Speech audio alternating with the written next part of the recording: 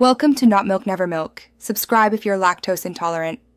You begin by verifying which Minecraft edition is on your Xbox 360 and which PC edition you want to use, because compatibility matters.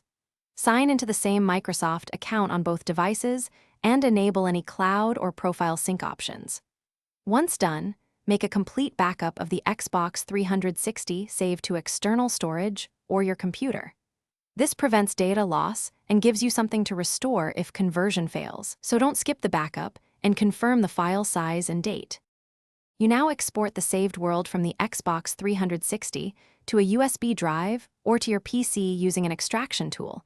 Make sure the save file is intact. Then use a trusted converter to transform the console format world into the appropriate PC edition format, Bedrock or Java, because the internal file structures differ.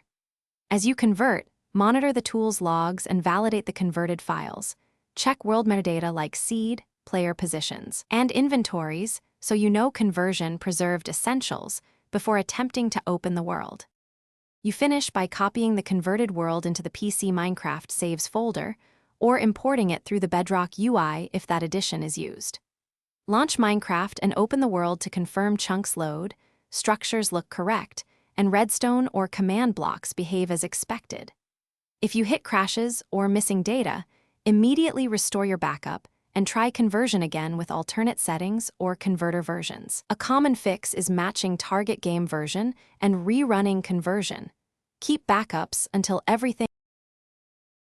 Thanks for watching. If this was helpful, leave a like and consider subscribing. See you next time.